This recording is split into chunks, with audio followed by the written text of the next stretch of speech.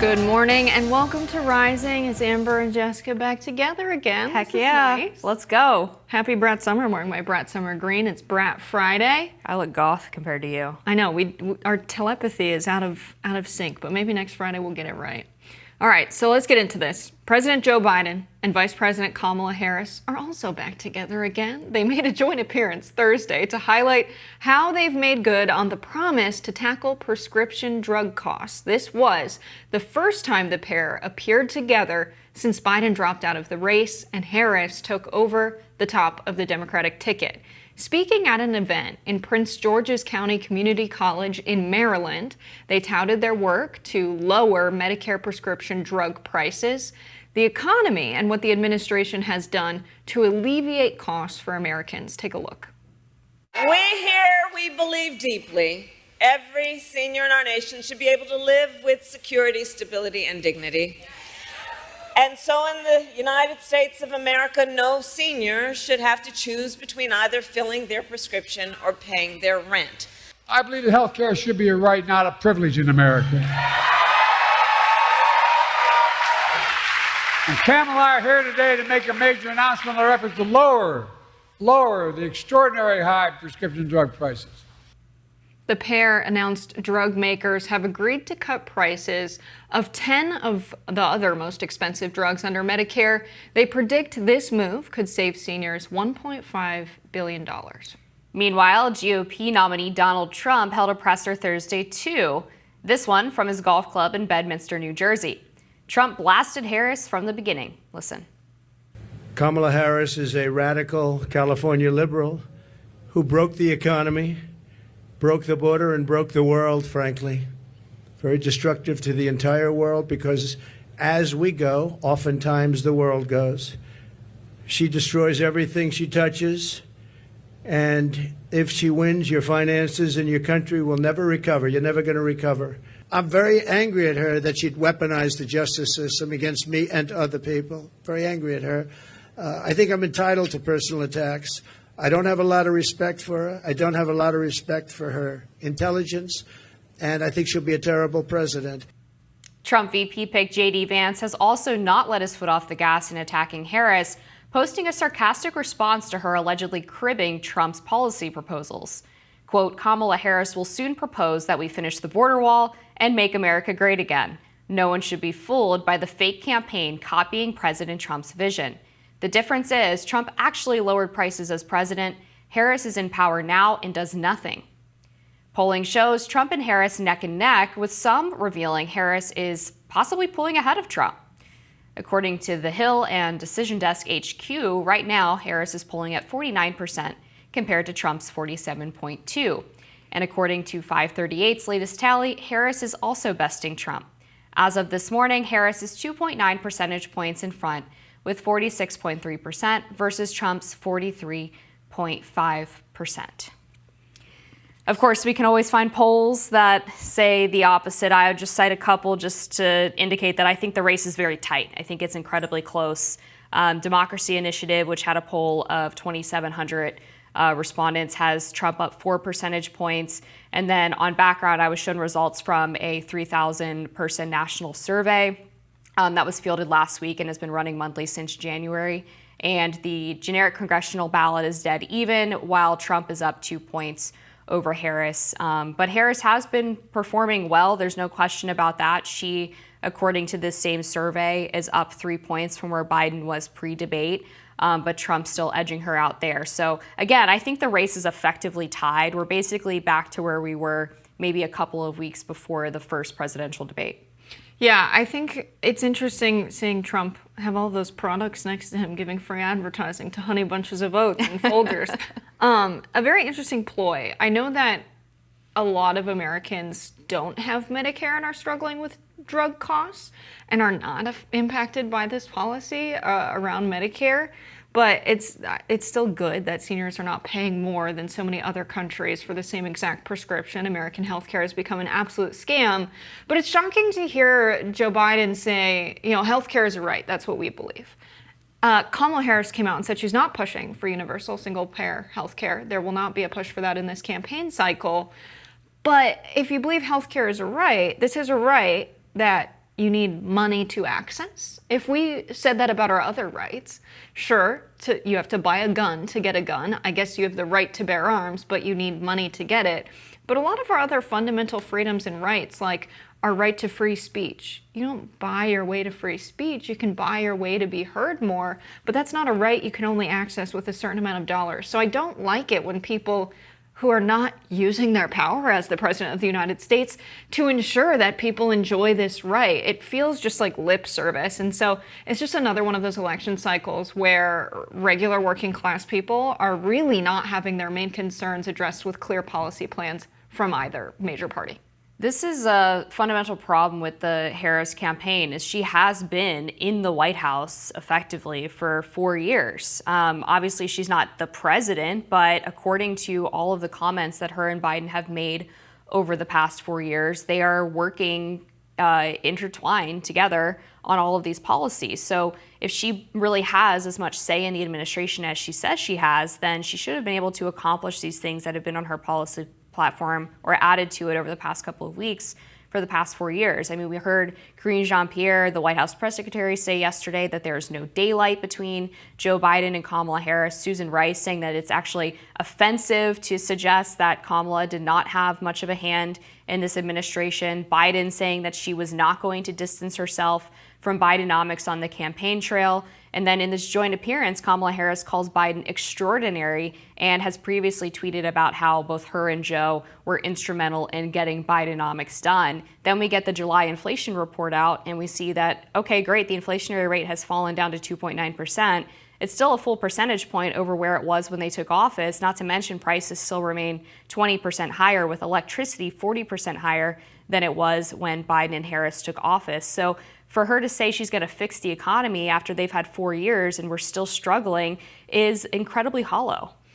Well, I think about the inflation numbers we saw in 2020 under Joe Biden, and if we compare, the first quarter of 2020 to quarter four of 2022, around the world, we see countries like Finland, Netherlands, Greece, Israel. These are all countries where their inflation rate increased by 5 times to 25 times. They were 5 times to 25 times higher than they were in the first quarter of 2020. So Joe Biden and Kamala Harris didn't create inflation globally. There's no way they would have pulled that off. What they did was they had to handle a global economy where inflation was on the rise because of COVID.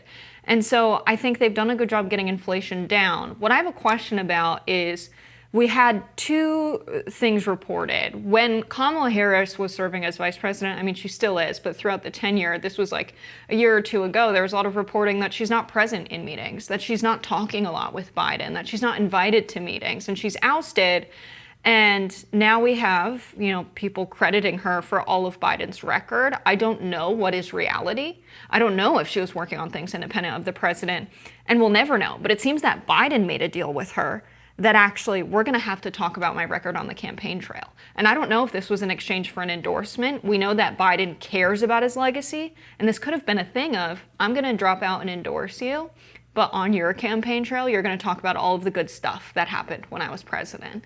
I think that's what happened here. I think that's politics. I don't disagree with you at all. We could tell from Biden's first interview after he left the race that he was incredibly bitter about what happened to him. And honestly, who wouldn't be? I mean, he was basically forced out of the position. There was reporting from some well-respected journalists that he was threatened with the 25th Amendment, with Obama allegedly going to Biden and saying, she has the votes, she's going to take you out, so you can just step aside now and save your legacy and save a bit of your pride. But that's what's happening. And anybody, obviously, would feel the same way if that happened to them. So yeah, that's, again, the fundamental problem of how involved really was she in the administration. And if you look back at how Biden was polling before and after the debate, people didn't really like what his administration did. So do you really want that refrigerator on your back while you're running? And then on top of that, you have, as you were pointing out, her shift away from single-payer health care. Is she the 2019 Kamala Harris who was running in the Democratic primary, or is she trying to be this moderate Democrat, which some of her economic policies that she plans to release today don't suggest that. Other ones do. It all is just very confusing and gives the impression that not only does Kamala not know who she is, but she doesn't even really know who she wants to be. She's both burdened by the past and by the future, I guess. I think if Biden wasn't in the picture, she would have a lot easier of a time, selling her message to the country. I think she's coming to her own a little bit in these campaign rallies by herself or with Tim Walz. But seeing her there with Biden, it does make her burdened by what has been. And I think if Biden cared about what the party fights for, typically policy-wise, he would step aside, because he would see that his impact on this election is always to bring the Democrats down. And as much as we can explain how, yes, Biden was president when inflation happened, inflation was happening globally, everyday people, while they'll hear that argument, they still felt that their life wasn't good under a president. They're still not going to like that president. I remember, going to Kentucky to do field reporting and talk to voters, and I asked the Uber driver, what she thought about why I was there. I was there to ask about ballot initiative where they could vote directly as to whether or not to amend their constitution around guaranteeing the right to abortion. And she said, well, I just think it was wrong of Biden to overturn Roe. And just because he was president, he was credited for this. So I think the Democrats especially have never been good at recognizing what the mindset of the average person in America really is, how much they pay attention to politics, and how frequently they not only assume they're stupid and unable of understanding, but they don't translate actual policies into just words everyday people use when they do talk about it. They've got to be somewhere in the middle, where they recognize that they have a record to answer for, and they need to do it in a way that's not super wonky and nerdy, in a way that people tune out. And just to provide sources for my claim about Biden being threatened with the 25th Amendment, Seymour Hersh reported that, as did the New York Post in an exclusive report. So just want to make sure that we're always citing our sources. But I also think it's interesting that two of the most popular proposals that Kamala Harris has come out with were pilfered from Trump. I mean, in June, it was when Trump announced that he wanted to get rid of taxes on tips. And then 2 months later, Kamala's like, nope, I'm doing that, actually. And meanwhile, her record under the Biden administration has been to go after service workers' tips by empowering the IRS to create programs that would make it harder for service workers to hide cash tips, tips that were given through payment processors like Zelle and Venmo, and also gave the IRS $80 billion to hire 80,000 additional agents, which was explained away as, well, we're only going to go after rich people. But in practice, we know that actually most of the people that get audited are middle to upper middle class, and they don't have the expensive lawyers to help make sure that they're not going to end up paying some massive fine or end up in jail when they get audited. And then she just today announced that she wants to increase the child tax credit to $6,000, when J.D. Vance said it a month ago that he wanted to increase it from $2,000 to $5,000, and everyone made fun of him, saying that he was trying to punish people who don't have children. And now Kamala Harris is proposing the same thing, except add on $1,000 to make it look nicer. And all the media reports are glowing about how great she is at helping people create families. It's just very unserious. I think it's good for the American people that we're now having candidates bully each other into adopting each other's popular policies. Well, I'm here for it. And that's why J.D. Vance's tweet is actually so good, because he's like, next thing you know, she's going to be for building a border wall. I know, with her recent campaign ads, I wouldn't put it past her. Calling her border policies more effective than Trump, saying she was supportive of the most conservative border bill ever.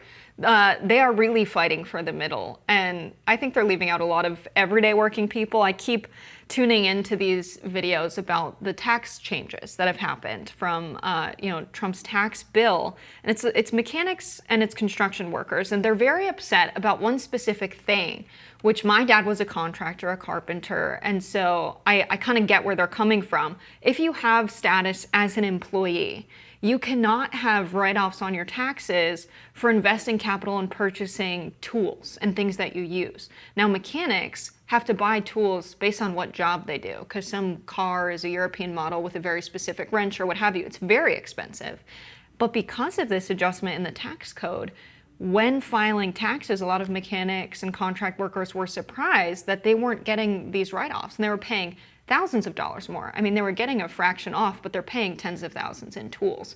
And so we're experiencing a shortage of auto mechanics now, but a lot of them didn't want to talk about it because they liked Trump for other policies, and they didn't want to say that this one policy hurt them because they like him for other reasons. And I think it's much better if we just say to the candidate, you messed up with this policy, change it. Look at what Trump did with taxes on tips. He said one waitress complained about it, and then he made it his official platform. I think making our issues known, even if we like the candidate, is good and makes the candidate stronger and serve the people better. Yeah, I think that's a great perspective. I agree. Yeah. Wow. Are we going to agree all day? All right, y'all, more Rising after this. The Secret Service has shifted members of President Biden's team over to former President Donald Trump's in the aftermath of the assassination attempt last month. Per the New York Times, a Secret Service official said the move is an unusual one, but, quote, the increased threat of violence against Mr. Trump combined with Mr. Biden's recent reduced travel schedule made the step both necessary and feasible. The Secret Service has bolstered its protection in several other ways, including adding ballistic glass at future outdoor rallies. This sort of bulletproof glass is normally provided for sitting presidents and vice presidents and is coordinated by the Department of Defense. According to the Post, the glass is transported using military aircraft. Trump has not held an outdoor rally since the assassination attempt in Butler. The Secret Service had originally urged the Trump campaign to temporarily stop having outdoor rallies. Trump told Elon Musk he planned to return to Butler in October. Meanwhile, investigations into the assassination attempt are ongoing. So we're going to have a president in a box, just a glass box, and he'll deliver speeches from the box. A glass cage of emotions. Yes, yeah. I don't know how I feel about that. I mean, it feels like COVID, which was, of course, also a safety precaution, but when you would go to a restaurant and order pickup food and there was just a plastic thing between you. I can't imagine the effect of going to a live speech being any better than watching a screen with the glass. I don't know. It feels like a wall between you and the person you're going to see. Yeah, I will say it's not as, divisive as the things we saw during COVID. I mean, this is something that is traditionally put in place for presidents. So if you want to look at an example of it, when Trump gave his big July 4th speech at the National Mall in Washington, D.C., there's sort of these panels as opposed to like a big box around him. So it's not quite as, it doesn't block your view quite as much as you would think. But I mean, that being said, this is sort of the bare minimum I think that the Secret Service could do, considering their director and now the deputy director who has stepped into the former director's position have provided basically no answers as to how there was this massive security failure at Butler. All of their explanations have been incredibly poor, and the so-called investigation that's been taking place, I mean, it's been almost 2 months at this point since the assassination attempt. We're no closer to figuring out exactly how they failed so miserably. So to be like, oh, well, we're going to give you a few more guys on your team. It's like, all right, well, you guys already almost got him killed. How is anybody supposed to trust you now? Yeah, I think a lot of people feel that way about the Secret Service, especially how Kimberly Cheadle performed in the congressional hearing, because I really don't think Kimberly Cheadle was responsible. What her duty was to maybe describe what went wrong to the people in Congress, which she failed to, which makes sense that she resigned. But there are people who are very likely still working for the Secret Service. We haven't heard about investigations or firing of the agents who worked that day. But clearly someone didn't do their job properly if it's not an issue with standard protocol. And so I think that you don't have to cancel outdoor rallies, do them in arenas where you can secure the scene much more easily than if you're in a field in Pennsylvania. I mean, that makes sense to me. It also does make sense for in the meantime until we figure out how to secure the scene better, how to establish protocols where we coordinate with local law enforcement better. You know, we're going to pause the rallies, but when we go back, I don't know, the glass, fine, a precaution that's similar to what we see in the inauguration addresses. But also, they've got to just pick locations where they can secure the scene more easily for these rallies outside. Yeah, no, I totally agree. I would push back a little bit on the idea that Kimberly Cheadle wasn't responsible. Just by nature of being the head person of Secret Service, you are responsible for security failures, even if you weren't directly on the scene that day. it should be your job to make sure that the people below you as a leader are carrying out proper protocol. But you're right on the point that putting up glass is not addressing what really went wrong in Butler, which is that they had, as we talked to Richie McGinnis last week on the Friday episode of Rising, who went back to Butler and took video of the scene and showed where all of the security lapses took place with a couple members of Congress. And he pointed out that this location where the sniper was set up on top of the infamous sloped roof was directly underneath a water tower that was unguarded by Secret Service. There was an open chain link fence that was completely unguarded by Secret Service that was directly behind where the president was speaking. You had Secret Service members go down to scope out an area and forget their security card, so they weren't even able to get back into the building where they were supposed to be scanning the area as counter snipers. So there was only one counter sniper available at the time that this guy started shooting. I mean, all of these issues have yet to be addressed by the Secret Service. And actually, none of them have really even been acknowledged as to why those locations were not covered, and then why this was chosen in the first place as some place that was safe for Trump to speak, because there were so many open buildings around the perimeter. Congressman Eli Crane, who went into that visit with Richie McGinnis and Benny Johnson, said, just based on my military experience, I've never worked in the Secret Service, but just scanning the area, it seems obvious that you wouldn't do a rally here. Yeah, we covered a story yesterday on Secret Service agents that were in Massachusetts for a Harris fundraiser. They covered the security camera of a small business that a woman owned with duct tape. And then she has on security camera footage inside that was not covered, people going in and out and using the bathroom. And the Secret Service confirmed that the person who covered the camera was an agent. But of course, we don't have footage of people entering. And so they didn't say anything about if Secret Service picked the lock and entered, as she believed they had. But I think it speaks to something that these are people who are enforcing the law in some way, securing the scene, preventing people from breaking the law and harming powerful people in our country. But they're housed within the Department of Treasury, and they're very disconnected from other law enforcement. And to just enter someone's business without permission, the Secret Service could have been like, hey, we're going to be in the area. We can't have Ring cameras filming our agents. And that's recipe for a lawsuit, because I'm pretty sure you're allowed to have a camera protecting your place of business. It just feels like a weird infringement upon personal liberties, and it feels like people who think they have so much power because they're in the Secret Service that they can do whatever they want and shirk accountability. I think it's good that nothing bad happened before they figured this out and addressed some of the clear problems within the Secret Service. Yeah, I mean, I guess if you don't consider the former president almost dying bad, but point taken, nobody actually died, which is good news. But so bad, still bad. Yeah, still bad. I terrible. mean, we basically got almost the worst outcome right. before we started addressing this. But again, Kimberly Cheadle going into this congressional hearing and saying, well, we couldn't put officers on that roof because it was too sloped. Meanwhile, the roof that they were actually on was more sloped.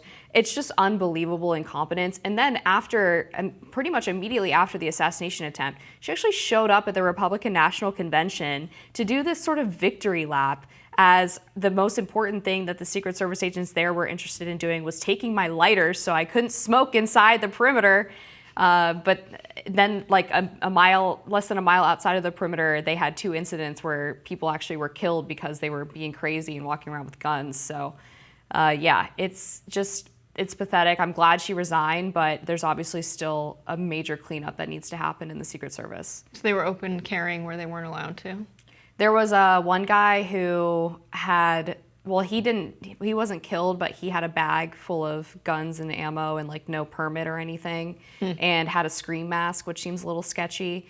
And then there was another person who, I think it was sort of a mentally unwell homeless situation where he had tried to stab somebody and then charged at the police with the knife, and he was shot and killed. Okay. And both of these were basically right outside of the convention center. But the good news, I think, is that there was no indication that either of these were intended political violence. It was just kind of Milwaukee being Milwaukee. But God forbid you have a cigarette. You can't have a Come cigarette. on, guys. No vapes, no cigarettes. They hate us. That's sad. What happened to our freedom? What happened to America? Yeah, I thought this was America. This is what I thought they were fighting for. All right, we've got more Rising after this. It is the second day of this round of ceasefire talks to try to end the war against Gaza, return Israeli hostages, and heat off a wider war in the Middle East. This time, though, Hamas is not even at the bargaining table. That's because Israel assassinated Hamas's political leader, Ismail Haniyeh, in Tehran last month, with Iran vowing to retaliate. The stakes in Qatar this round are even higher. And this latest round, an Israeli delegation speaking to mediators from the United States, Egypt, and Qatar, Hamas has signaled through intermediaries a willingness to consider new proposals. We turn now to the Quincy Institute's Trita Parsi to weigh in on whether or not this round of talks stands a chance. Thank you so much for joining us. Thank you so much for having me. So, Trita, the dire situation in Gaza has now reached a very grim milestone. This week, the Palestinian Health Authority has reported that more than 40,000 Gazans have been killed. Can you explain what this means for us and what this means for the ceasefire talks? Well, the killing and slaughter in Gaza continues, and the numbers are most likely far beyond that because the way the Gaza authorities are counting this are confirmed deaths by people who have been brought into the hospitals. It does not count missing people, and there are plenty of people missing in the rubble after all of the different bombs and the buildings that have been destroyed by those bombs in Gaza. So the number is most likely much, much higher. One study puts it at potentially around 180,000, which is just a staggering number of people being killed, mindful of the fact that the vast majority are civilians, women, and children. Now, there is additional pressure for this round of talks to work. And that pressure is that the Iranians have essentially signaled that if there is an achievement at this round in which a ceasefire is secured, they may not retaliate against Israel for having assassinated the Hamas leader on Iranian soil in Tehran during the inauguration of the new Iranian president. However, we are close in the sense of, there's a lot of talk about it being close, but what we're not hearing is that the United States is close to using its leverage in order to secure a deal. We're not seeing any signals from the administration that they're willing to withhold arms shipments to Israel in order to press it towards a ceasefire. And this has been the crucial missing piece. I think we should remember that when the Biden administration presented its plan, it actually said that this was Israel's plan. When it took it to the UN Security Council, it argued that Israel had already agreed to this plan. And as a result, we just needed a Security Council and pressure on Hamas. Reality is that was all false. It was not Israel's plan, nor had Israel agreed to it. So if we truly want to get the Israelis to come to an agreement on this, I really find it extremely unlikely to occur unless the Biden administration is willing to use the leverage that it does have. I want to read a little bit from a statement we just received this morning. It's a joint statement from the United States, Egypt, and Qatar. It says, earlier today in Doha, the United States presented to both parties a bridging proposal that is consistent with the principles laid out by President Biden. Working teams will continue technical work over the coming days on the details of implementation, including arrangements to implement the agreement's extensive humanitarian provisions, as well as specifics relating to hostages and detainees. Senior officials from our governments will reconvene in Cairo before the end of next week with the aim to conclude the deal under the terms put forward today. I just want to get your reaction to this breaking news, Trita. I don't find it to really be breaking news because there's nothing of substance in that statement that give any suggestion that anything is happening. However, I think there is a value in it in a limited way, which is that as long as these talks are going on and there's some hint of some progress, it can hold off an Iranian retaliation against Israel. And the reason why that is good is because that retaliation likely can cause the Israelis to escalate matters further and bring us into a larger war. However, this can only work if there actually is some real progress. If it is just a machine that pumps out these press releases, but there's actually nothing happening in terms of moving towards a ceasefire, all the while the Israelis are continuing to slaughter people, then this is not going to work. And eventually the Iranians will likely take some form of an action against Israel in retaliation, in response to what the Israelis did in Tehran. So on the one hand, I can understand that the administration wants to beef up diplomacy right now in order to have it work as a de-escalatory element. But that can only work if these negotiations are actually serious and brings about some form of a change. That won't happen. I'm going to repeat myself, but that won't happen unless the U.S. then also puts pressure on Israel by using withholding of arms transfers to Israel. Absent that, we have not seen any sign in the last 10 months that the Israelis are willing to go for a ceasefire. And a follow-up, if I may, why has Hamas refused to sit down in Doha, and does Israel care that they're not at the table? I mean, how does the absence of these parties affect the negotiations? And is there any indication that Israel will attend later on in this process in Cairo? Well, I think part of what Hamas is saying in terms of this is that, the U.S. said that Israel had already agreed to this deal. So if there's a deal that Israel has agreed to, Hamas has agreed to, why is there a need for additional round of talks? And I'll add to that, of course, given that Israel assassinated their previous top negotiator, this is probably also factoring into Hamas's decision. It does not mean, however, that negotiations cannot take place without Hamas being at the table, because at the end of the day, the Qataris and the Egyptians can talk to Hamas and it can be an indirect negotiation. But there is a point in what they're saying, which is, why are we having an additional round of talks if Israel already had agreed to the previous package that Biden had put forward, and even stated that Israel had agreed to it as a way of securing an approval in the Security Council for it. Now, as we reach milestone after milestone of civilians killed in Gaza, the response from the State Department and Defense Department in the United States is typically any amount of civilian deaths is too much. When we point out the destruction and the leveling of neighborhoods, it's Israel will investigate that. Hamas is using these buildings as command centers. When it's, entire neighborhoods and cities leveled. If the war ended today, how long and how much would it take to rebuild Gaza? And who's going to be responsible for ensuring it?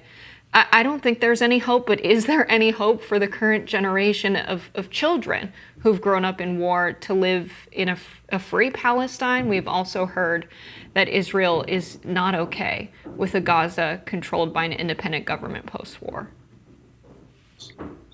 So in the beginning of this conflict, there was a lot of focus on what would happen after the conflict. And I think that was misguided, because it was premised on the idea that some way, somehow, the Israelis would be able to take out Hamas quickly. And as a result, we would move towards a post-conflict stage. 10, 11 months into it, we're nowhere near a post-conflict stage. And we have an entire generation of young Gazans who have either been killed or traumatized for life, and many, many of them probably also radicalized for life. All of this is actually not making Israel any safer, it's making Israel less safe. On top of that, every time there is an atrocity, every time that there has been a case in which the Israelis have targeted a family, as was the case with these two 4-day-old twins, in a targeted strike even, and the United States says, well, Israel should investigate it. Every time the State Department or the Pentagon or the White House says this, the United States loses credibility on the international stage. And for 10 months straight now, we have been losing credibility, because the contradiction, the double standards, the hypocrisy between what we're saying on Gaza and what we're saying on Ukraine could not be any more clear for the world to see. And that in and of itself undermines U.S. security and the U.S.'s ability to continue to lead where it feels that it needs to lead in the future. So this has been tremendously damaging to the U.S. itself. Nothing in compared to, of course, what the Palestinians have suffered for the last 10 months. But there is absolutely no U.S. interest at stake here that justifies the Biden administration's continuous protection of Israeli war crimes. I want to pivot a little bit to the political perspective, because we do have an election coming up. From your perspective, would either a Harris-Walz or Trump-Vance ticket, or administration rather, do things differently than what we're seeing now? I think both of them would do it differently. I don't think any of them are going to continue the exact same policy and this unprecedented degree of deference that the Biden administration has shown the Netanyahu government and Israel as a whole. But exactly how they differ, it's really difficult to tell. We're in an election season, so a lot of parties are going to say things because it's elections and they may sound good, but perhaps not follow up on them. But I do think that it was quite fascinating that Trump claimed to have spoken to Netanyahu, and Netanyahu is denying this, and in that had told him, you have to finish this up, get your win, but the killing has to stop. I don't see what the political benefit is for Trump to go out and say this if he actually didn't say it. So I think there's a degree of credibility in the fact that he said something along those lines. And I think what it points to is that both Harris and Trump have an interest in making sure that Netanyahu does not escalate this into a larger war before they come into office. And they also have an interest in making sure that the war itself in Gaza ends, because the slaughter in Gaza is what fuels the risk of a larger war. Neither a President Harris or President Trump want to step into office in January and have to deal with a mess in the Middle East in which Israel may have dragged the United States into yet another unnecessary, unjustified war in that region. Trita Parsi with the Quincy Institute. Always great to have you on the show. Thank you. Thank you so much for having me. You may have heard of white women for Kamala, black women for Kamala, white dudes for Harris, Haley voters for Harris, or even cat ladies for Harris. But have you heard of evangelicals for Harris? It's a real thing, and it's causing quite a stir. Part of the reason for the internet uproar is that the group used footage of the late Reverend Billy Graham in an ad supporting Harris. For context, Graham was hailed as, quote, America's pastor, and the pastor to presidents, working with leaders like Harry Truman, George W. Bush, Ronald Reagan, and Jimmy Carter. Here's a look at what that ad featured. And said, Lord, I have sinned. I'm sorry for my sin. I'm willing to change my way of life. Have you ever asked God for forgiveness? That's a tough question. I'm not sure I have. I don't bring God into that picture. I don't. His son, Reverend Franklin Graham, criticized the group for using his father's image and took to Twitter to say, quote, the liberals are using anything and everything they can to promote candidate Harris. They even developed a political ad trying to use my father, Billy Graham's image. They are trying to mislead people. Maybe they don't know that my father appreciated the conservative values and policies of President Donald Trump in 2016. And if he were alive today, my father's views and opinions would not have changed. To which Evangelicals for Harris responded, quote, the issue, Franklin, is that in your worship of Trump, you have forsaken the gospel. We are voting for Harris, but we only worship Jesus. Remember the calling to which you were called. And this is how MSNBC's Joy Reid reacted to the drama. Let's watch. They're not alone in tiring of his act. A separate group, Christians for Kamala, had a Zoom meeting last night that included leaders from several progressive Christian groups, urging supporters to get behind Harris and Walz. Call it divine intervention? Or perhaps lots of Christians are just getting fed up with being associated with the hateful vision of Donald Trump, his Bible stunts and religious hypocrisy, and are fighting back with a counter-narrative to conservative evangelicals' overwhelming support for Trump. These groups say the conversation on faith and spirituality has been hijacked by the Christian right. So I'm not an evangelical. I haven't talked to any evangelicals about this. I haven't talked to. I just said talking. I'm just getting the Billy Graham spirit. So you're on the story. What do you think the evangelical community's position is if they're not in Kamala, Evangelicals for Kamala's faction?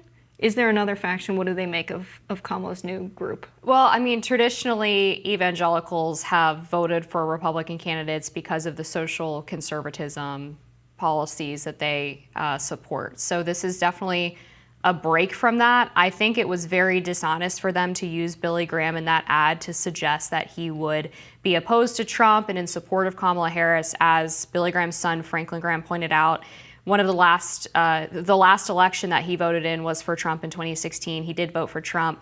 and definitely would not approve of a lot of the social aspects of the Harris ticket.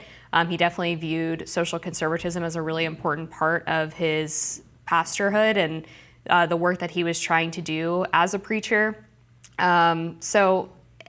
Yeah, I thought it was dishonest and weird that they would try to sort of co-opt him for their movement when he definitely would not support probably the vast majority of the policies that he's put in. And I will say also that Billy Graham's granddaughter was on that call. She pre-recorded a message for the members of this Evangelicals for Harris group, and her contention with Trump has always been personal, about personality. And I think that sort of gets away from the fact that most people, contrary to this tweet from the Evangelicals for Harris account that tweeted at Franklin Graham, the evangelicals are not worshiping Trump. They don't think that he's some godly figure, but they recognize him as a potential change agent for conservative policies at the very least, and more commonly that he is the best or most viable alternative to what they see as the cultural excesses of the left. So it's sort of like he's their imperfect messenger. And to reduce it down to, well, if you vote for this guy, then you support all of his, personal failings or personal sins, I think is just not indicative of what our politics is in reality in this country. Yeah, he might not be a good Christian by their standards of a good Christian, but that's separate from their vote choice. Right? Yeah. I think the thing I hear a lot from people who are Christians is that we're only supposed to worship Jesus, and there are people who are worshiping Donald Trump as if he is some kind of biblical savior. But I don't think that means those people are going to necessarily vote for Kamala Harris, but they might see some of their values as evangelicals as aligned with her campaign in the same way, Christians have seen Trump as aligned with their religious values. And I think the world is filled with many perspectives. It makes sense they come from all over the place. It is very interesting to see this cause a stir where you have Billy Graham's granddaughter making commentary, Franklin Graham also making commentary on this. I think it's interesting what the affinity groups have done to our political process, because there almost is this belief that, well, I'm in that group and I don't support her, so you in this affinity group shouldn't support her. It's caused a weird division, and there's another weird division going on in a slightly different vein that a lot of people are saying this is a psyop, but this argument that's taking place in social media mostly, people making videos and sowing division between the Muslim community and the black community over whether or not they should support Kamala Harris and what she'll do on Palestine. But I think we're in a much better place when we say, everyone has their vote choice. We're not going to shame people for that, because every issue we have in our society isn't going to be solved in one presidential election. Yeah, and also people are allowed to have a different perspective on what matters most to them. I so many times in my life have been called a traitor to my gender because I generally vote conservative, and it's like, well, maybe I just value different issues in a different priority order than you do, and I don't understand why that has to be a problem and why we can't all think for ourselves. And I think it's quite reductive and even offensive to suggest that people have to vote a certain way because they're part of a certain identity group.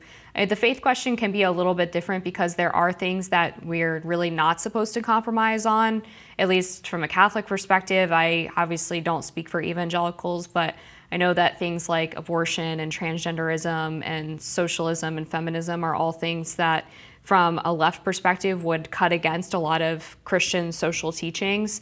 But again, everybody has to make that choice for themselves. I think if there's one thing you can say about Billy Graham and his involvement in politics, it's that he did feel like he got a little bit too close to it in the later years of his life. He was close personal friends with Nixon, felt like he kind of got burned by Nixon because of some of his public deceptions, and apparently told people towards the end of his life that he wished he had kept greater distance from politics.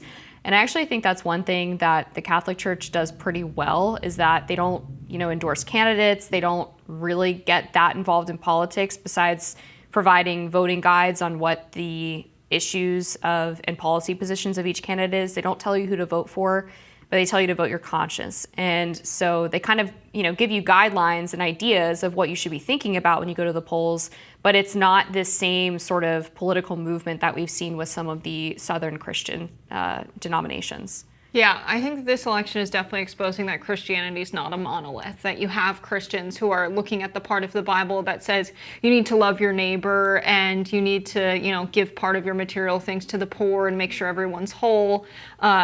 Looking at how Jesus lived his life as an example for, many Christians argue, for socialism. And then you have Christians who focus on other parts of the Bible and hold those parts of the Bible as interpreted in a different way from others, but as more important than some of the other teachings. And that's because, even those who follow a certain religion have different personal values and personal perspectives. And I think that's very interesting because I think some people believe that they're in this sort of tribe, and these are my people, and of course they agree with me, and I trust their decisions. And seeing people make a decision that's different than the one this group to be making, it can be very unsettling to people, because I think at the end of the day, it's a part of our psychology as humans to be a little bit tribal. It's always how we've survived. It's how we became the dominant species on the planet, by working together and hunting together so that we can eat bigger game and eat meat. And many anthropologists believe that's why our brains are bigger, is because we have that protein. And so it's always been a part of us to have these tribes, and they were necessary for our survival. And I think it's a source of a lot of political fighting when people identify so closely with their politics. It can be kind of a sickness. Yeah, I think that's fair. I mean, tribes are also important, though, in giving people purpose and community and that aspect of the importance of human socialization. So there's trade-offs, of course. I would push back a little bit on the idea that because, Jesus gave food to people, that meant he was a socialist. I know that's sort of a conception that comes out sometimes about what the Bible says about that, but there's a lot of verses that make very clear that it's about personal charity, not taking other people's things and giving them through force. Even if we look at Ephesians, we have about the dignity of work. Let the thief no longer steal, but rather let him labor, doing honest work with his own hands. In Thessalonians, for even when we are with you, we would give you this command: if anyone is not willing to work, let him not eat. In Exodus, if a man gives to his neighbor money or goods to keep safe, and it is stolen from the man's house, then if the thief is found, he shall pay double. Exodus again, you shall not steal. You shall not covet your neighbor's house. You shall not covet your neighbor's wife, or his male servant, or his female servant, or his ox, or his donkey, or anything that is your neighbor's. Proverbs, a good man leaves an inheritance to his children's children.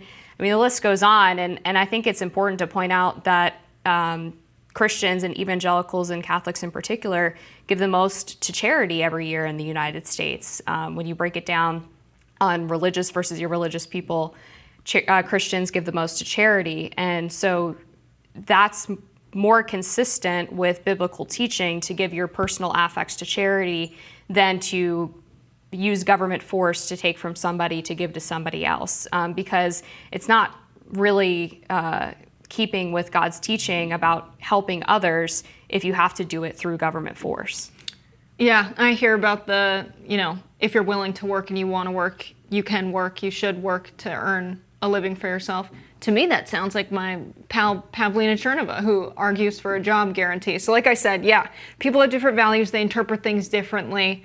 Very interesting to see this Graham-affiliated group. Very not Graham-affiliated, really. What's going to come of evangelicals for Kamala Harris? We've got more rising after this.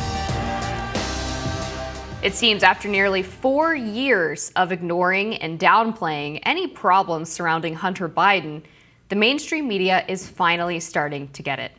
This week, the New York Times broke the story that Hunter Biden sought State Department help for Ukrainian company Burisma while his father was vice president. The Times reported that newly released records showed Hunter Biden wrote at least one letter to a U.S. ambassador in Italy in 2016 seeking assistance for Burisma, where he sat on the board. But the mainstream media hasn't always been so willing to report on Hunter Biden. So it seems as good as a time as any to remind everyone what the media was saying about Hunter back in 2020 when President Biden was first running for president. In October of 2020, the New York Post first reported the news about Hunter Biden's laptop, but the mainstream media dismissed it, some going as far as calling it disinformation. For example, here's a 2020 exchange between 60 Minutes' Leslie Stahl and former President Trump when the two were talking about Hunter Biden's laptop. Let's watch. You know, this is 60 Minutes, and we can't put on things we can't verify. You won't put it on because it's bad for Biden. We can't Look, let put me tell on you. things we can't verify. Leslie. You know what you told me a long time ago when I asked why you keep saying fake in the media? Yeah. You said to me, I say that because I need to discredit you so that when you say negative things about me, no one will believe I don't have to discredit you. But that's what you You've told me. discredited yourself. You told me that. Leslie, you've discredited yourself. When you say that you're not going to cover Biden, you're going to ask him what flavor ice cream he has, okay? That's not Instead me. of why did Hunter get $3.5 million from Moscow? Instead of why is an energy company paying your son $183,000 a month or whatever they're paying him, and he has no experience in energy. You know, you discredit yourself. It was only in 2022, 2 years later, that CBS News would go on to confirm, following its own investigation, that the laptop and its contents were legitimate. Other news organizations followed similar paths. For example, Politico first published a piece in 2020 titled, "Hunter Biden's Story is Russian Disinfo," dozens of former intel officials say. Then in 2021, a Politico reporter authenticated several emails from the laptop. And in 2023, Politico published a headline reading, quote, "Fresh revelations contradict Joe Biden's sweeping denials on Hunter." Or take Twitter or X, which tried to limit or block sharing of the laptop story, claiming it was, quote, hacked material in 2023. Or in 2023, rather, Twitter executives testified before a House committee saying they made a mistake in their handling of the story. And this is how President Biden himself talked about his son in the laptop saga in a 2020 debate. Let's watch. There are 50 former national intelligence folks who said that what he's accusing me of is a Russian plant. They have said that this has all the five former heads of the CIA, both parties, say what he's saying is a bunch of garbage. Nobody believes it except his and his good friend Rudy Giuliani. You mean the laptop is now another Russia hoax? And that's exactly what. Is this that's where you're exactly going? what. This is told. where he's going. The laptop is Russia, Yes. Gentlemen, Russia. I want to stay on the issue of race. You okay? have to be kidding. Now, 4 years later, Hunter Biden has been convicted on 3 felonies in a federal gun trial and faces more criminal charges in California related to tax fraud. And President Biden has said that he won't pardon his son. What a turn of events, Jessica. Yeah, watching that back's crazy. It is isn't it? crazy. I mean, we talk about it a lot on this show, especially from the perspective of the big tech companies censoring the New York Post for running that story in the first place. But actually seeing the clips back and just how much this was really swept under the rug by the media is very disturbing. I mean, it's even worse than I remembered. And they did a huge disservice to the American people. I mean, remember, this happened right before the election. This was in October of 2020. This was sort of the October surprise that people always talk about in politics. And yet, in this case, the October surprise was completely buried by anybody who had their hands on the levers of power, and even rejected by these 50 members of the national intelligence community who were speaking out of the side of their mouth claiming that this was Russian disinformation. At that point, there had been multiple news outlets that had already verified that this was an authentic hard drive from the laptop. I know the Daily Caller brought in a forensic expert to go through the hard drive and verify that the contents were real. So there was just no excuse except blind partisanship for them to ignore this story. I can't believe, looking back, I remember seeing the payments. This was the biggest thing, was that while Biden's in office under Obama as vice president, you see, all right, Biden's on the board of Burisma. As soon as Biden finishes the term and is out of office, Hunter Biden's pay gets cut in half. What does that tell you? That they wanted him on the board because of his last name. It looks like corruption. It feels like corruption. Whenever we talked about this story, I remember saying this is always what people in power have done in Washington. They have used their leverage for the enrichment of themselves and their families via changing policies so that multinational corporations benefit.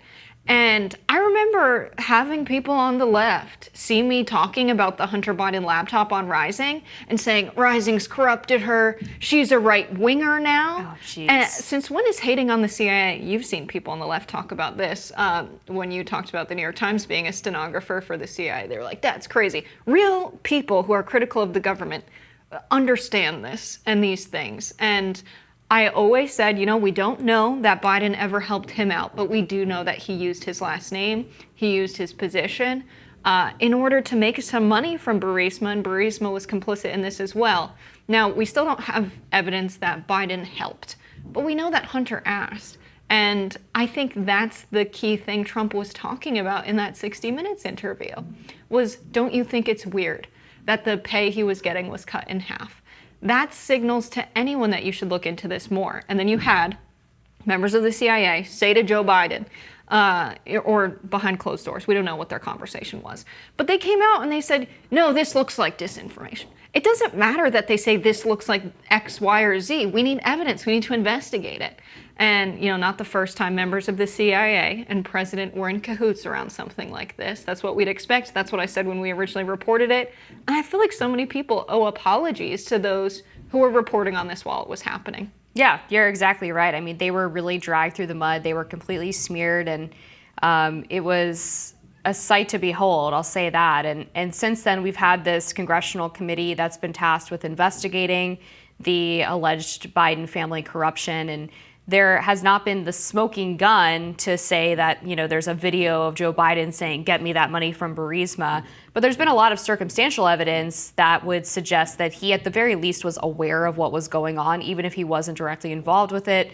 We had Devin Archer indicating in sworn testimony that Hunter Biden would often call his father while he was sitting in business meetings so that he could show that he had access to the vice president. We had Tony Bobolinsky say that he discussed these business deals with Joe Biden and other members of the Biden family on several occasions, even sharing text messages from people who were involved in these China deals with CEFC, where they said, just don't mention anything in person that Joe is involved. And then we had him also say that he knows for a fact that the big guy that they were saving 10% for was in fact the vice president. And so sure, we don't have, again, Joe Biden on a videotape saying, yeah, I was helping my son or I was involved in this. But I think at the very least you have to say that he knew what his son was up to and didn't do anything to stop it.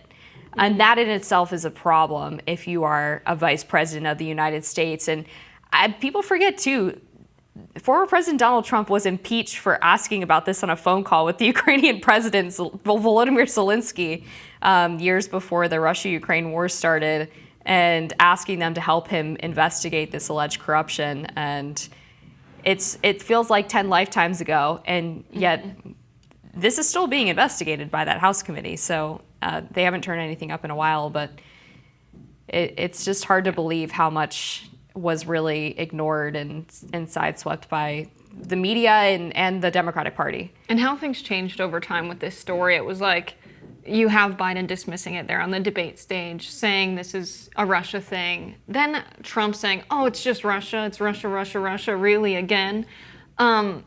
Looking back on it, I'm on Trump's side in that exchange. It's very weird to see him be like, oh, really? This is how you're playing it? Relying on old CIA guys just saying it's Russia instead of addressing this directly, which is what they should do.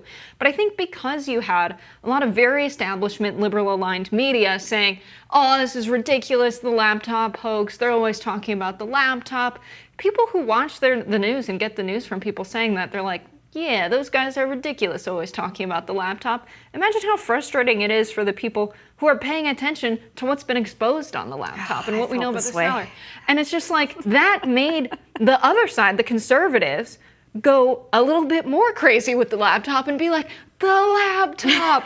And watching it from the outside was so crazy as an independent, and on a news show like this, where we just focus on what the information was, and we're like, yeah, corruption happens all the time, but this is weird, but maybe Biden wasn't involved. The truth is always somewhere more nuanced and more in the middle than how the media spins it on mainstream networks. And we also had this situation where when some of the business deals that Hunter Biden was involved with, as well as his failure to register as a foreign agent, started being investigated, specifically because the IRS was looking into his failure to pay taxes, which would open them up to being able to look at all of the money that he was making from these foreign business schemes.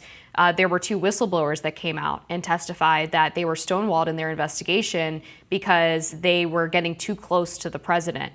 And so even now, when we have Hunter Biden getting convicted on the gun charges, and then going to court in California for the tax charges, it's still, none of it has really got to the heart of the matter, because it's almost too little too late. Like, they ran out the statute of limitations.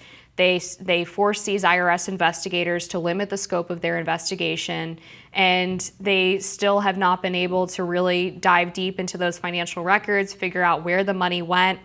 There was some indication from the House committee that there were a dozen or more Biden family members who had received some payout from these foreign business deals. But they also talked about this elaborate network of offshore bank accounts and international companies that they were routing this through, shell companies, and all of these weird threads that they had to pull on. And that takes time. And unfortunately, I think now that Biden has dropped out of his reelection campaign, he's going to be well out of office probably before any of this gets resolved, and will probably never be held accountable if it does turn out that he was indeed involved in and directing his son to do these deals. Yeah, the timing is interesting, isn't it, on when this came out. I think that the media had a role in ensuring this was ever addressed. I don't think it needed to go on for as long as it did. How many years have I been like, oh, another Hunter Biden story? And it had to be like that because it could have all been investigated on the onset, but it turned into this, you're attacking my team by saying Hunter Biden did this, and oh my God, Russia's involved, they're attacking our elections again.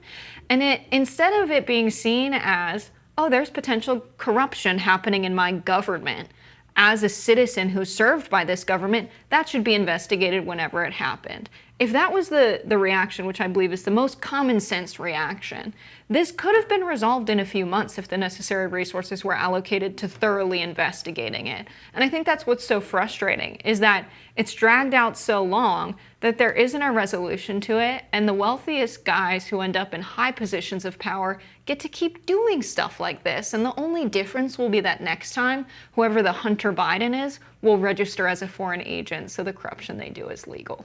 Yeah, and then meanwhile, we have Senator Bob Menendez going through this corruption trial, and his wife pleading guilty, I believe, and George Santos resigning from Congress because of a House ethics investigation and a DOJ investigation into his conduct. You're right, this is not obviously limited to the Bidens. Theirs was at a higher level, I would say, just because of his position as vice president as opposed to being a senator or a congressman. But from multiple people in both parties, we saw the reaction was to say, yeah, but the other guys do it too. Mm-hmm. And it's like, how about nobody does it?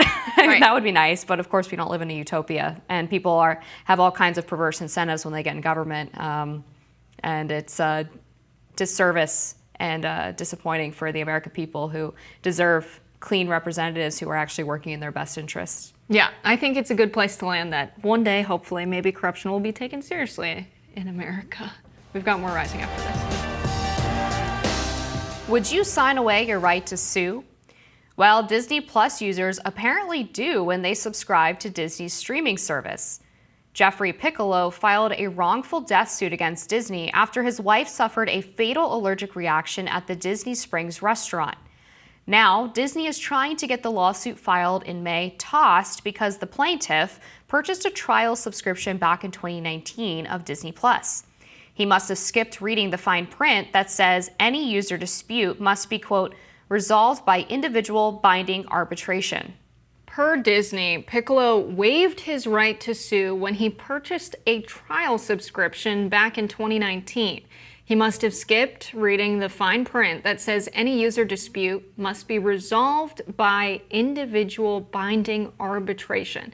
In a motion filed in August, or on August 2nd, specifically, in response to the theme park's argument, Piccolo's attorney wrote, quote, "The notion that terms agreed to by a consumer when creating a Disney Plus free trial account would forever bar that consumer's right to a jury trial in any dispute with any Disney affiliate or subsidiary is so outrageously unreasonable and unfair as to shook the judicial conscience, and this court should not enforce such an agreement. Piccolo is seeking more than $50,000 in damages in addition to mental pain and suffering loss of income and funeral expenses. Now, Rising reached out to Disney requesting comment, but as of filming, we have not heard back. So, shocking. I think that this seems like it should be totally illegal. The Consumer Financial Protection Bureau ensures it is illegal in financial contracts because they tried to include this in the fine print of people establishing bank accounts, that they would never sue that bank that they have an account with. They determined that that was unlawful and that people deserve their day in court. Crazy that that applies to banks but not Disney. It should just be the law of the land. I think this particular suit will make it so. It would be crazy if this stood in court. And think about how many things we check yes to every single day with hundreds, if not thousands of pages that ain't nobody got time to read. And these companies take advantage of that by sneaking in all of these ridiculous clauses. And I would say Disney here is being completely idiotic from a PR and business perspective, because if they had just given the guy the $50,000 or the $100,000, whatever he was asking for, then none of this would have blown up into this major media story and they could have continued to rip people off. But they're so greedy, apparently, that they decided that this $50,000 or going to court was too much to ask for. So they had to point out that he signed these terms of service on the Disney Plus account. I mean, what a huge unforced error by them. But I guess that's what happens when you're just run by a bunch of soulless ghouls. Imagine the outcome of this. A $50,000 problem just became like a multi-million-dollar problem. If people start seeing this and canceling their Disney Plus subscription, I think a lot of people would see this and say, you know, not I'm going to Disney and what if I get hurt and that's why I need to cancel my subscription, but just I don't support a company that does this to consumers. I don't want to give them any of my money. This is evil stuff. That's how I feel with this. The Washington Post reported this specific language. They say it's on the first page of the Disney Plus agreement. I didn't go into a Disney Plus agreement and read this, but supposedly the Washington Post did.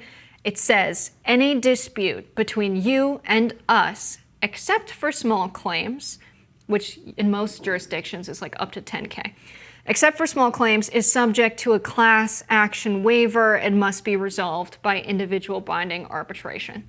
First page of the agreement.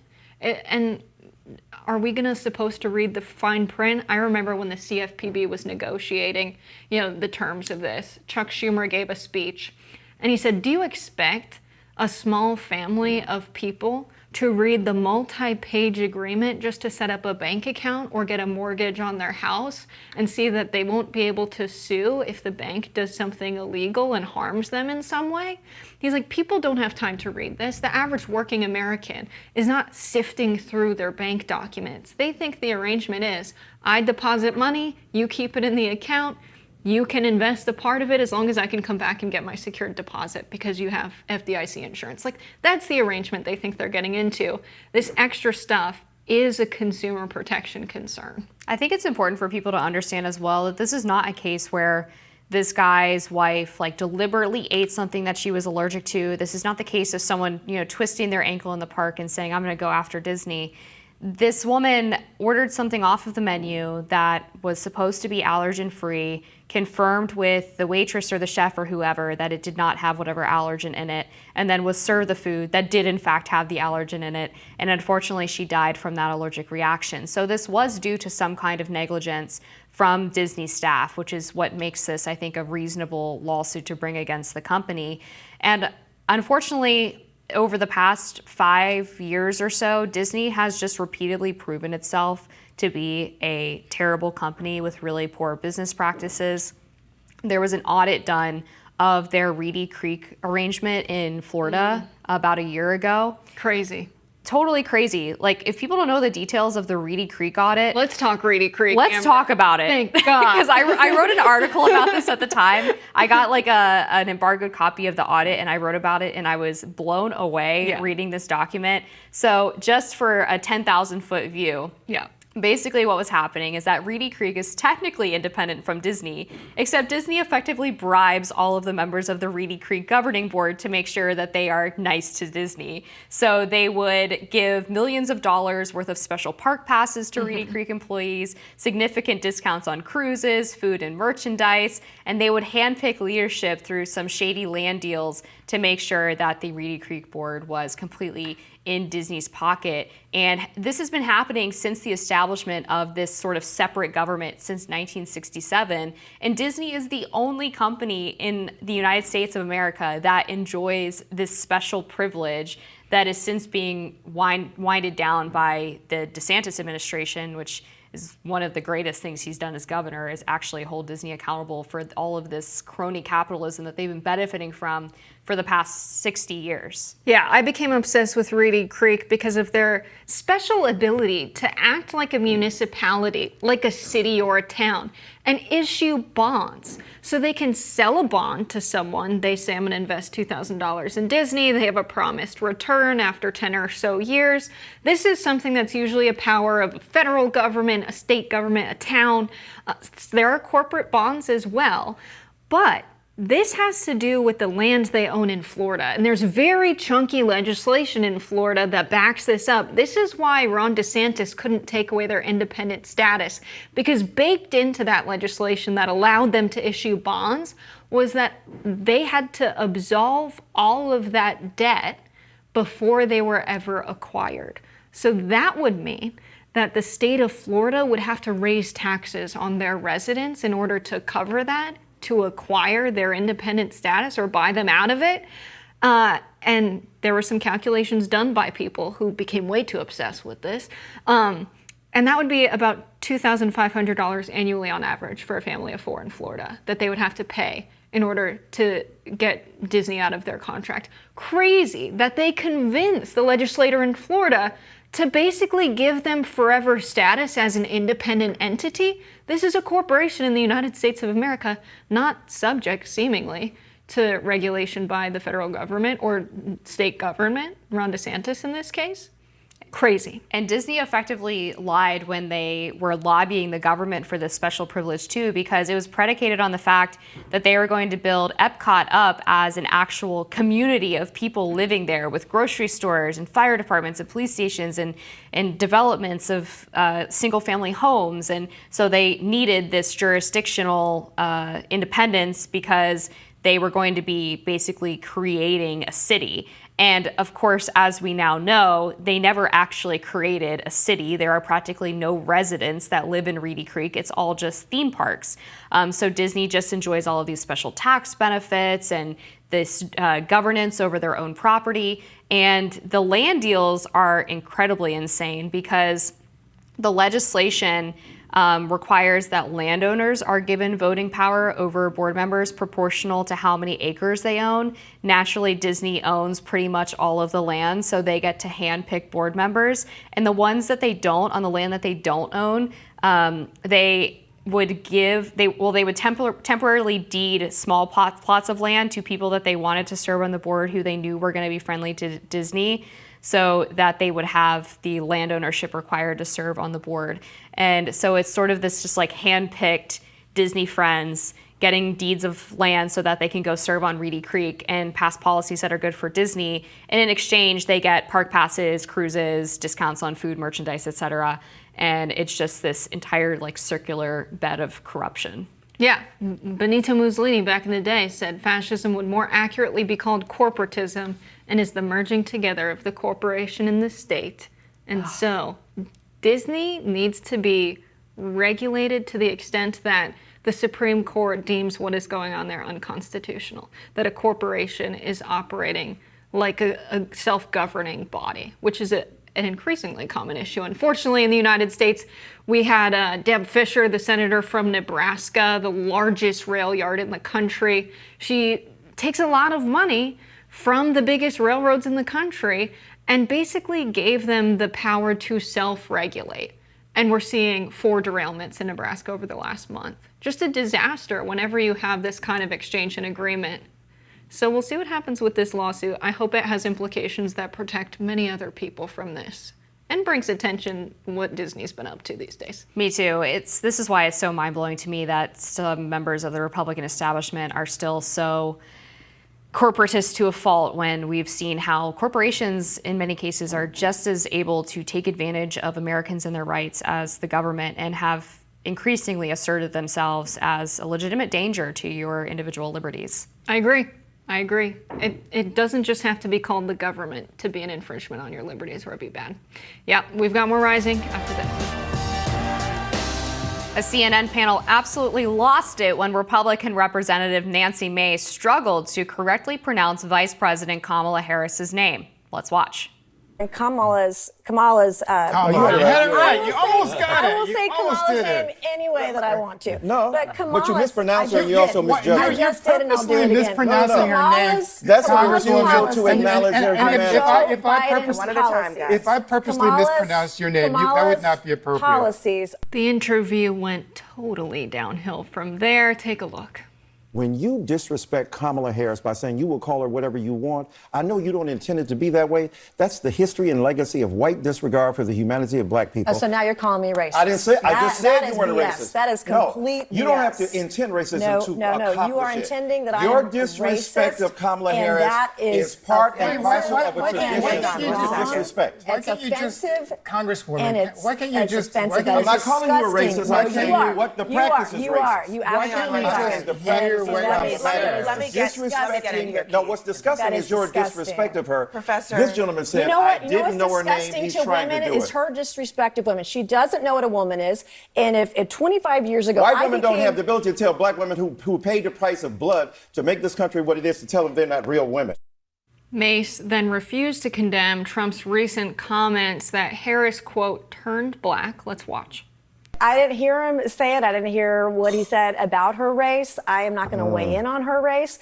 As a woman, I did say it. Okay, well, as a woman, I want to weigh in. She turned black, he said. He said she was raised Indian. She was Indian, all he knew. Now she turned black. Well, she's a mixed race, She's a mixed race. He said that to the National Association of Black Journalists. Right. He went to, and he said at the same event where he said he'd done more for black people than any president in history. I guess here's the thing. When he was president, wages for women were better than they've been in a long time. Wages for blacks were better than they've been in a long time. The lowest black unemployment rate in history. It happened under Joe Biden. He did a lot of good. Let me just finish this to both of you. From all walks of the country. This doesn't take that much courage, honestly, to just say that was out of bounds. I don't know what he said. I didn't see he said that she turned black. He questioned whether she was really black. I don't think that's that hard to say. That's out of bounds. Can you say that?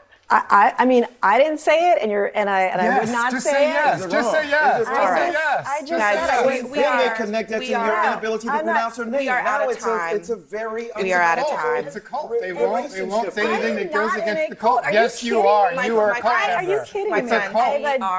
If you won't speak out against the cult member, you're a cult. The cult leader is Donald Trump. We are out of time at the table. The fact that you talk to women this way is ridiculous. You just talked about a black woman that way. What an ending to a segment. I'm glad we don't do that here. I will say Nancy Mace seems to be very firmly on Team Trump. I don't know that much about her. Is that the case? It's interesting. She actually has been a pretty independent Republican. I mean, I guess she's pro-Trump, but she's also criticized him on some things. She's more pro-choice than most of the Republican caucus. So she just kind of does her own thing. She's not like buddy-buddy with anybody in Congress, it seems, or on Capitol Hill.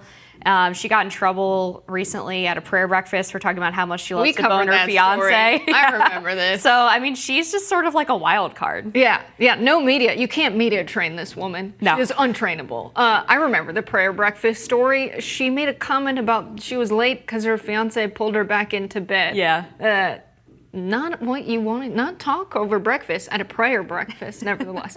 This exchange is interesting because I guess she just didn't want to take their word for it, that that's what was said. It's always weird to me when people are scared to just share their opinion, right? With the information she's been given, she could share her opinion whether or not she thinks that's an okay thing to say. She strikes me as someone who did not grow up around a lot of non-white people, and she seemed to be uncomfortable in that situation. She seemed to not know how to have that conversation, and I think that's why she didn't want to say anything one way or the other. She's probably been told many times that what she said in media appearances need to be adjusted because of her tendency to go a little bit rogue.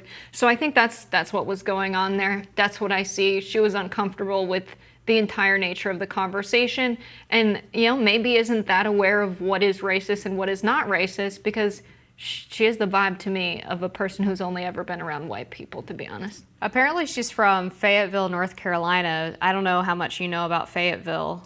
Yes, it's one of those towns that's still very segregated, unfortunately. Okay, yeah, because it does say that it's plurality African American.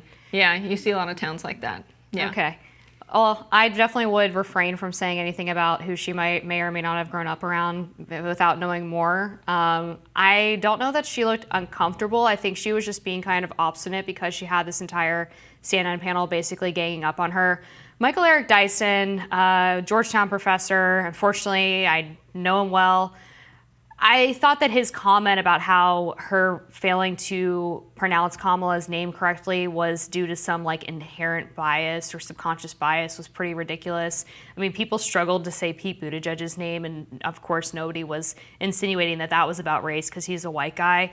I mean, it's just a name that people haven't heard before, and I've heard so many boomers in particular that I've been around say it the wrong way without any malice intended, but just because they don't know how to say it. And I don't think we need to start injecting race into that. I think, I've pronounced things wrong before. It's not malicious, but my take on the vibes is that I think when you have enough friends that have naming conventions that are not standard English Western naming conventions, and they teach people over and over again how to say their name, to just say, I don't care to even learn that, I'll call her whatever I want. If you've been friends with people with African names, you know that they've had to have this conversation a lot, and that actually it's hurtful and annoying for people to not want to learn how to properly pronounce it. And there's different regional accents. Like Rihanna will say, sometimes it's Rihanna, sometimes it's Rihanna, it depends where you're from. I think if it matters to someone, and it does matter to Kamala Harris, because she put out a lot of statements that it's like a comma, like the punctuation, and then la. So it matters to her. And I think that it's just a lack of care to call someone what they want to be called that feels weirdly mean and antisocial to me in a way that seems like she hasn't been friends with anyone who struggled with this before. I guess I agree with the idea that she's clearly making the point that she doesn't care what Kamala wants to be called, that she will say whatever she wants, but I struggle to see how this is connected to Kamala's race. It seems like more of just a casual disrespect for someone whose policies she doesn't like and who she doesn't want to be president.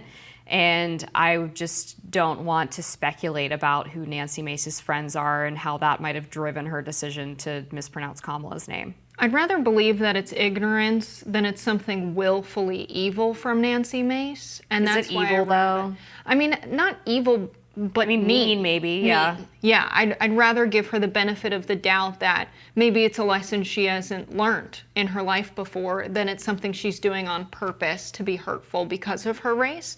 I think that people can say things that are insensitive to race without explicitly because they hate people of a certain race. And I think that in a society where we deal with people with all sorts of different cultural backgrounds, you sort of learn that someone's background is relevant, and that you should interact with people in a way that is respectful. And I would rather assume that she didn't know she was being disrespectful than she was being mean on purpose. I guess so. I fail to see the race connection. I mean, I still hear people say boot edge as sort of making fun of the phonetic pronunciation of Pete Buttigieg's name, and I see the exact same thing here with Kamala Harris. This is like a political sparring, political opponent thing more than it is a race thing from my perspective. Yeah, I don't know. I think the Buttigieg thing, we learned how to pronounce the name. If she said, I don't ever care to learn how to pronounce Buttigieg's name, you might hear someone say, well, that's because you don't like him because he's your political opponent. Yeah, and I do hear people do that with Buttigieg, is my point. Yeah, I just think that because I've experienced so many interactions with people intentionally not learning people's names in a way that they wouldn't do that to a white person or didn't do that to white people whose names have different pronunciations sometimes and are creative names that you might have not seen before. It's just that willful neglect of like, oh, well, I don't care how to pronounce her name. That, I don't know. That's all I've seen. And I think the racial component comes in because we are more willing to learn French names and European names like Buttigieg, than names like Kamala or Madupe. And there was a whole Key and Peele skit about the pronunciation of names that was super famous, where a black substitute teacher intentionally mispronounces all of the white names to point out that this is what school is like for a lot of African Americans or Africans who migrate to the United States who have teachers mispronouncing their names and never correcting them. I've seen teachers do that. I went to a public school that was majority minority, mostly Hispanic and mostly black. If you look at the racial chart breakdown of the public school, and I've seen teachers do it all the time. So when I see that happen, yeah, it might not be intentionally malicious, but it does feel like I don't need to learn about this other race's culture. I don't need to learn how to pronounce these black names. That's the vibe it has to me. Is it that, or is it just unfamiliarity? And as you get older, especially, and a lot of teachers are older, it gets harder to learn new languages, new sounds, new pronunciations.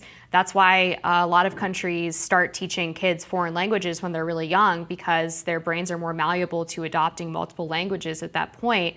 As you get older, it is more difficult for you to learn these new pronunciations. And if you're a teacher who has, let's say, hundreds of students going through your class every day, I don't think it's unreasonable that it might take them a little bit longer to get someone's name right. And again, I think assigning this idea that they don't care is sort of almost disrespectful to them by insinuating a motivation that they might not have.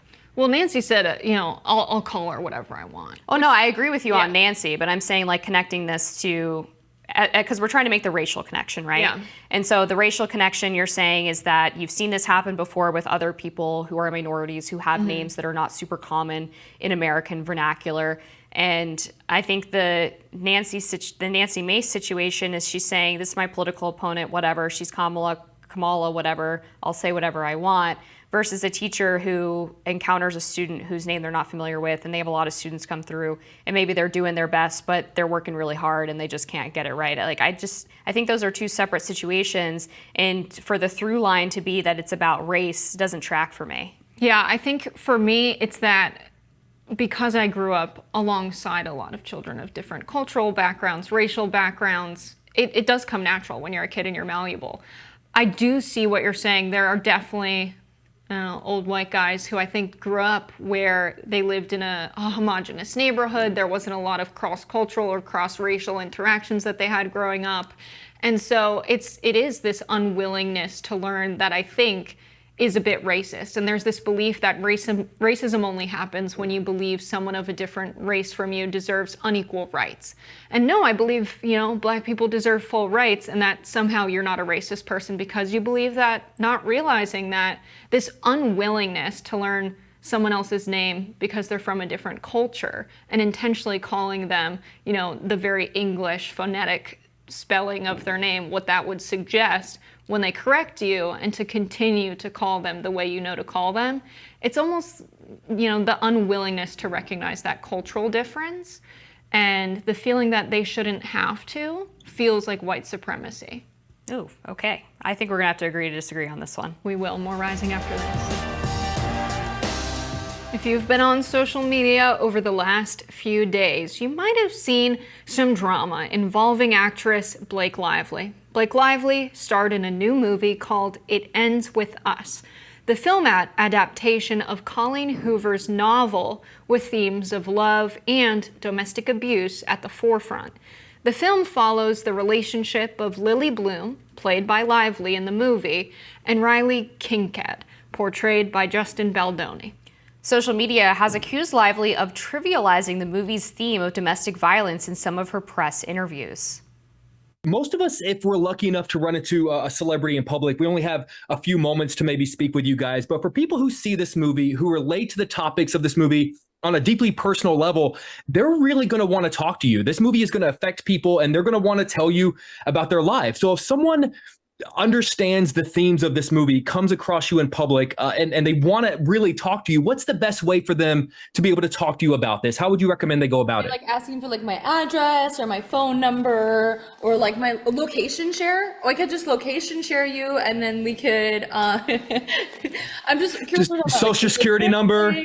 I'm a Virgo, so I'm like, are we talking logistics? Are we talking emotionally? Yeah, what's been beautiful about this movie is that, like, unfortunately, we all know at least someone, but we normally know like a lot more than some ones. We know some manys who have experienced this, and the beauty of this has been to see people and to see this movie alongside women who haven't experienced this. Thank goodness.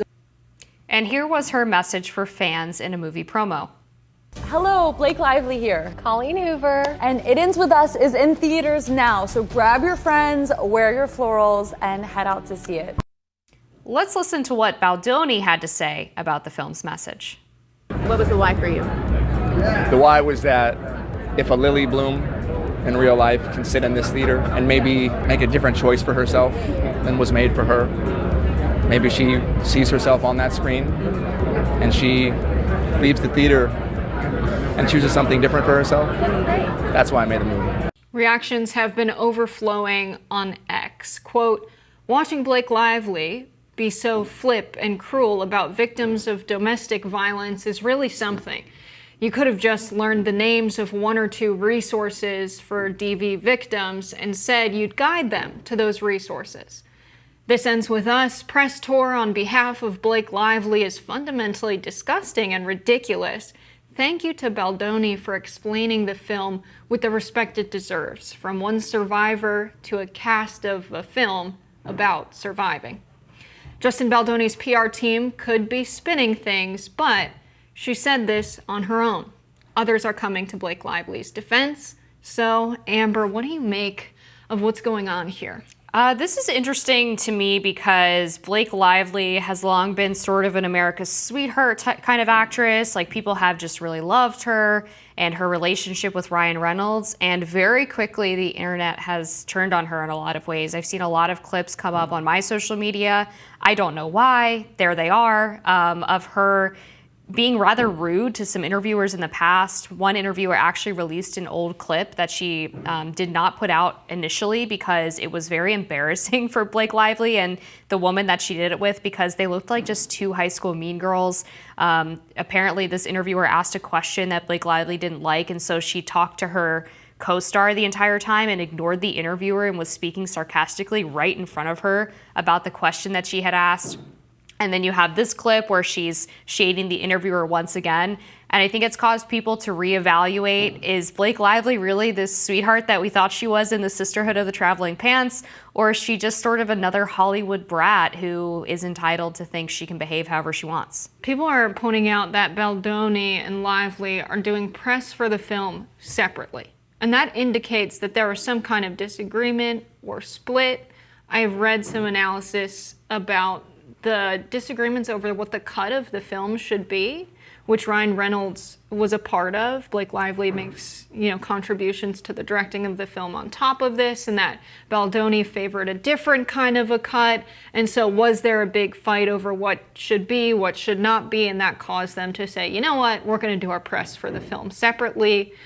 I am fascinated by it. I think there's been so much hype about this in a way that it detracts from the film altogether, and it's more so about Blake Lively, Baldoni than it is about It Ends With Us. Yeah, it reminds me of that Olivia Wilde movie with Harry Styles. Yes. I can't even remember what that was called, but Don't Worry, Darling. There was felt like a movie. Right. Harry Styles. There was all of this drama around the supposed infighting on set, and this feels similar. I'm not familiar with the book or the movie or anything, so I can't speak to what the themes are or whether or not her press tour with the floral dresses and the being very bubbly and promoting her drink brand is appropriate for the content of the film.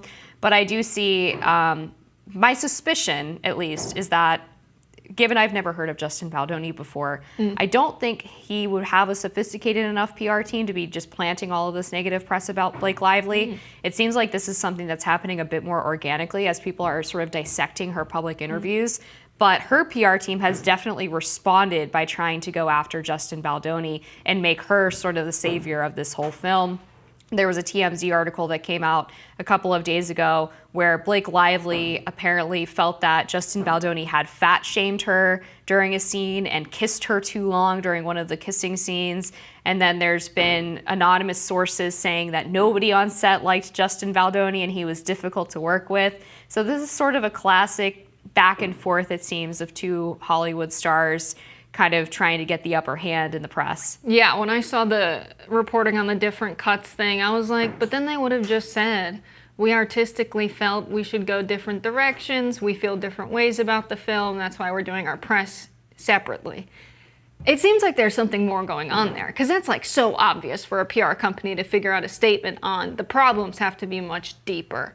And yeah, Blake Lively in the press tour, I will say, it's like, is she not talking about domestic abuse as much? Because she doesn't want people who maybe, as Baldoni said, would watch the film if they're in an abusive relationship and get out of it and see this as inspiration and empowering. And Blake doing the press in a way where she's not talking about it as much. Is she trying not to trigger people? But that's what the movie's about. So the press, it makes sense that it's about it as well. But she definitely is centering that narrative less.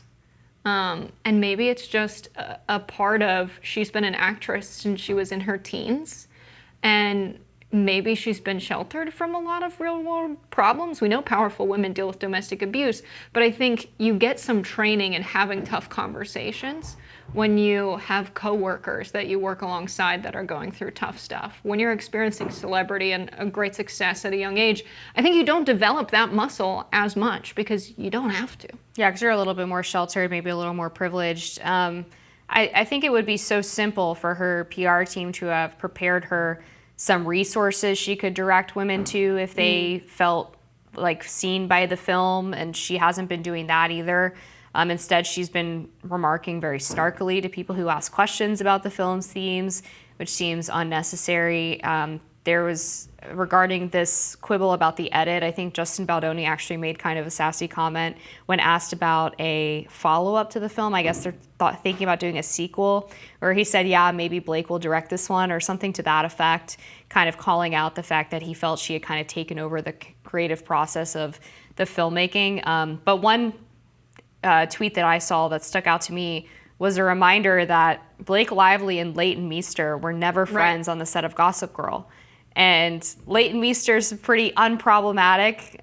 Everybody seems to like her. And now people are like, well, why weren't they friends? Was Blake Lively always sort of a mean girl? And what exactly is going on? Kind of a small potatoes thing, Hollywood drama in the midst of everything going on in the world. But I think it's fun sometimes to just kind of speculate on what all of these rich people are up to. Yeah, whenever people are like, don't gossip. Gossiping is different when you have an agenda and you want to just like hate someone.